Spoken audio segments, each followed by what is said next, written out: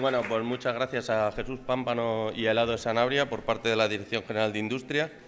A continuación vamos a ver la tramitación de instalaciones de autoconsumo por parte de distribuidoras y de comercialización del grupo Pitarch. ¿De acuerdo? De Javier Bernal, perdón. Perdona.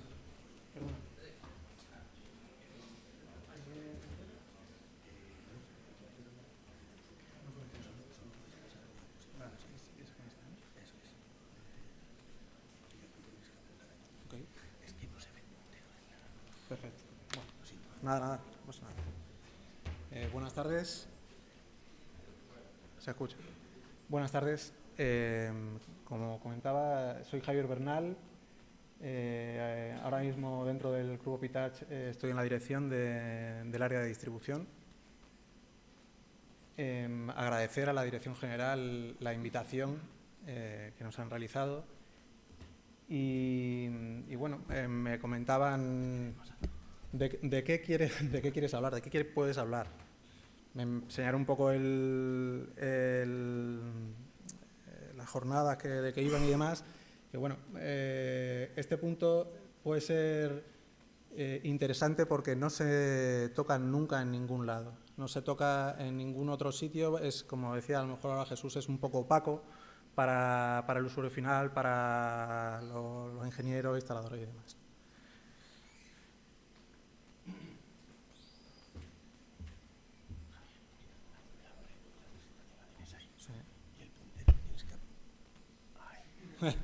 Está bien eso, ¿eh?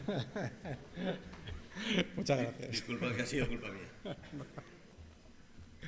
Bien, simplemente puntualizar. A lo mejor gente de la provincia de Cáceres nos conoce. Nosotros somos un grupo empresarial de casi ya centenario. Tiene su origen en la distribución de energía eléctrica y en la generación. Tenemos más de 6 megavatios de potencia instalada en hidráulicas en la provincia de Cáceres, Ávila y Palencia. Y recientemente generación solar de 9 megavatios. Distribuimos alrededor de más de 75 municipios y en torno al 20-25% de la provincia de Cáceres. Y llevamos también la gestión de la red de distribución de Valle Santa Ana, un pueblecito en el sur de Badajoz. Recientemente, estos últimos años, también con Oeste Digital, estamos en el sector de las telecomunicaciones y podemos decir que en despliegue de fibra óptica somos el primer operador extremeño. Bien, centrándonos en lo que quería comentaros. ¿Qué somos los distribuidores? Esa es la definición que puede venir en la normativa, pero es muy importante comentar aquí que es una actividad altamente regulada, totalmente regulada. Es decir, como han dicho mis compañeros de IDE y de redes, estamos continuamente, la normativa está en transposición continua y la tenemos que bajar al día a día, ¿vale?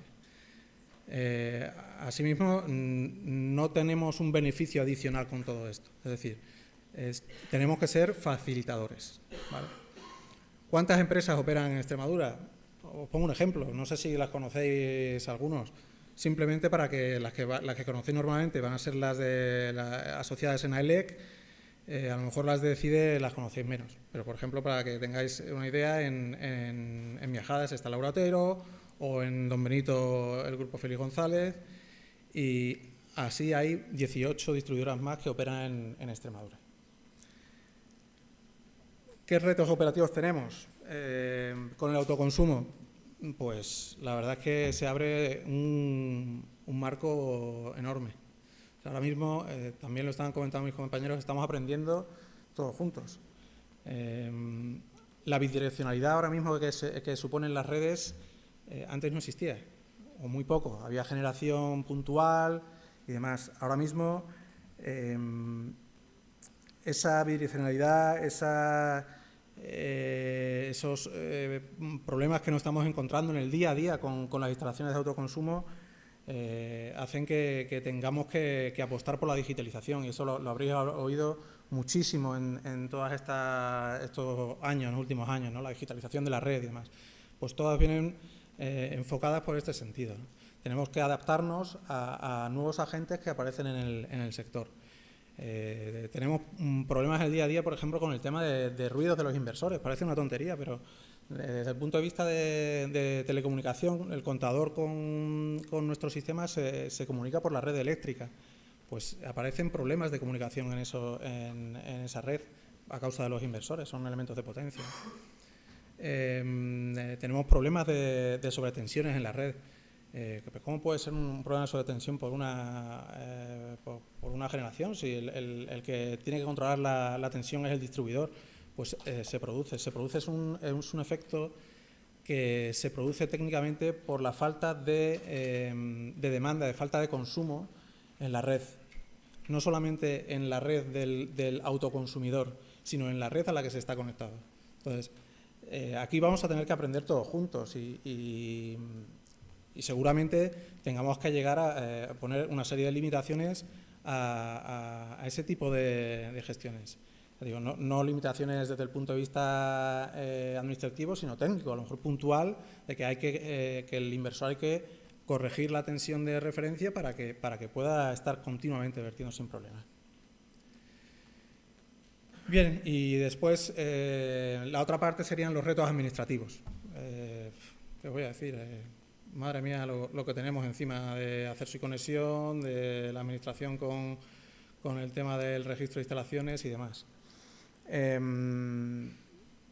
Aquí al final, exactamente igual que en la parte de retos operativos, la digitalización de la red es muy importante. Aquí es muy importante también el tema de la transformación digital de nuestras empresas.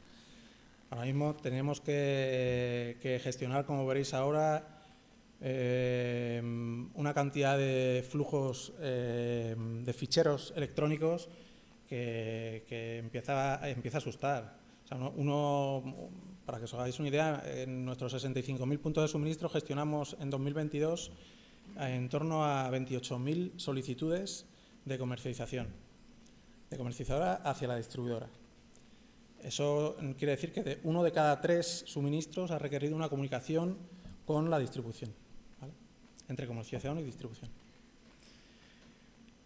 Y al final, pues esos formatos y protocolos de comunicación entre agentes, pues hay que gestionarlos. ¿Cómo se gestionan, controlan, cómo se monitorizan y demás? Pues vamos a ver, ¿quién pone las normas? Pues las normas vamos a decir, el encargado de coordinar y de moderar todo este flujo de información entre los agentes es la CNMC. Agentes, ¿quiénes son los agentes? Aquí, pues los que estamos representados, comercializadores, distribuidores, la comunidad autónoma. Esa comunicación entre nosotros está moderada y coordinada como por la CNMC. Han comentado antes también lo de los ficheros XML. Básicamente son ficheros que tienen unas etiquetas, son ficheros informativos que se utilizan en el día a día y que tienen una determinada estructura y están definidas en esos flujogramas.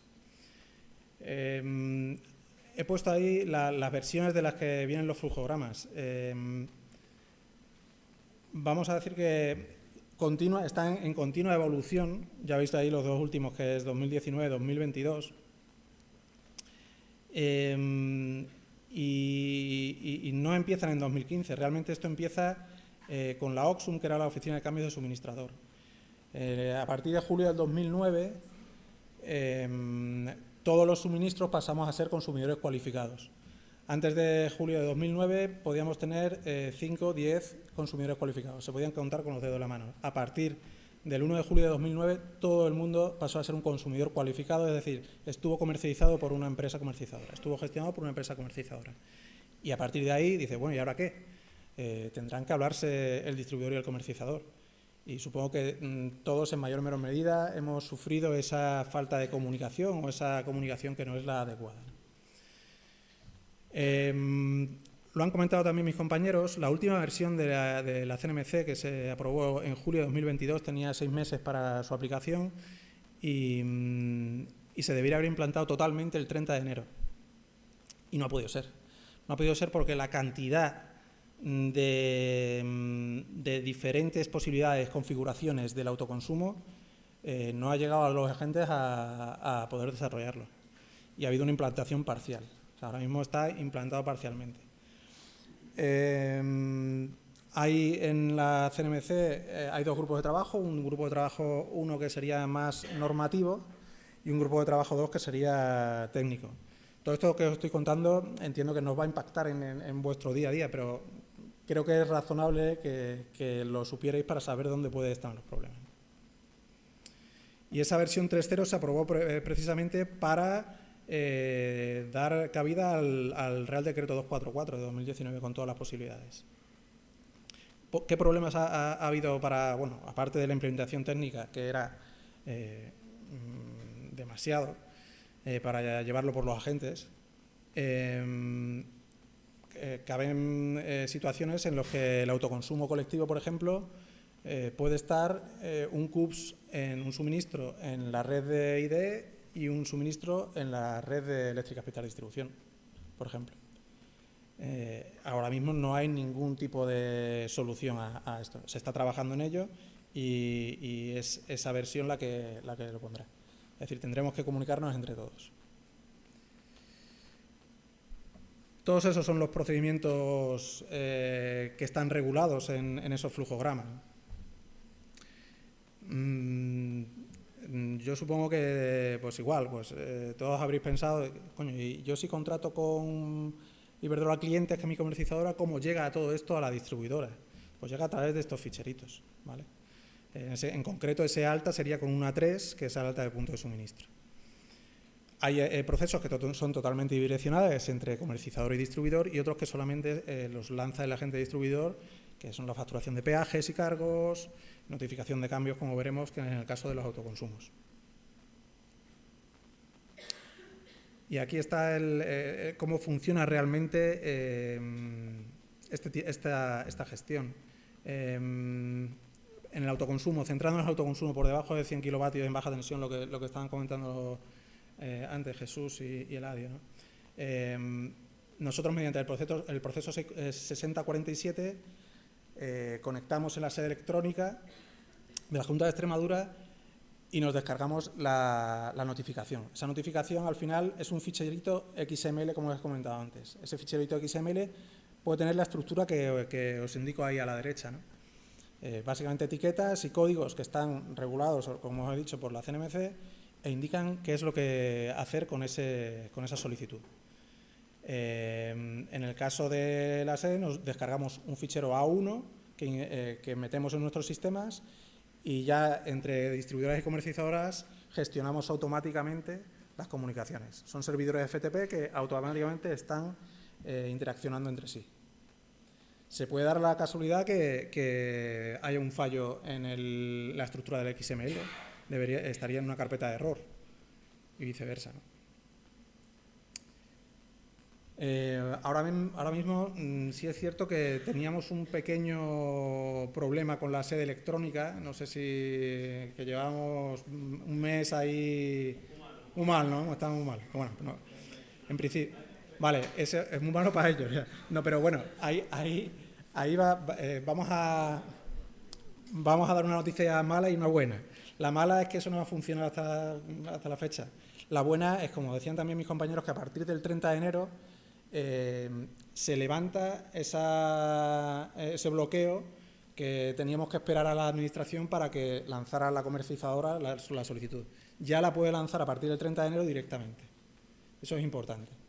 Bueno, sí, ahora podemos tener algún bloqueo por parte de la administración, pero ya podemos movernos directamente entre comercializadores y distribuidores.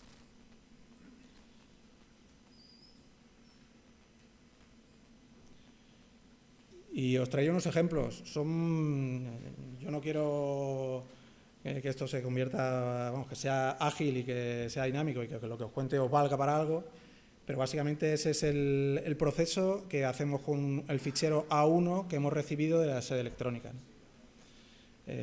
se gestiona en la comunidad autónoma, se traslada por ese plazo 01 al distribuidor, validamos y al final termina con un fichero D1 que se le manda al comercializador que tiene que procesar y aceptarlo o no y decir si quiere modificar las condiciones contractuales para la compensación de esos excedentes o no. Bueno, ese sería el flujo de lo que pasa después de que recibimos el fichero A1 nosotros. Para vosotros es totalmente opaco, pero que sepáis que existe y que están totalmente normalizados. Una vez que la comercializadora recibiera ese fichero, podría pasar a mandar y que el cliente contratara con la comercializadora, podría lanzar esa modificación del contrato de acceso para la compensación de los excedentes. Tiene todos esos procesos, cada proceso es un ficherito intercambiado entre nosotros, entre los comercializadores y los distribuidores. Por lo tanto, hay que tenerlo muy bien afinado para que no haya problema. Como os he dicho, 28.000 solicitudes que se gestionen correctamente es difícil. Pero bueno, en general, todas las distribuidoras tenemos que estar preparadas para recibir todo esto. Y este último ejemplo que ponía es un cambio de comercializador sin modificaciones del contrato. Cuando hemos realizado una gestión de cambio de comercializador en nuestra vivienda, pues se produce todo ese proceso detrás entre sistemas. Nos vamos enviando ficheros, si hay objeciones, si no hay objeciones, si hay que realizar alguna gestión en campo porque en este caso en C1 no hay, pero si hay un C2 con modificación de potencia puede haber, si hay necesidad de apertura de expediente, acceso y conexión y demás. Bueno, yo creo que no me quiero extender más. Muchas gracias. Para cualquier tipo de aclaración, ese correo autoconsumo@eusa.es, nuestras solicitudes de acceso y conexión de autoconsumo se pueden comentar por ahí. ¿Vale? Gracias.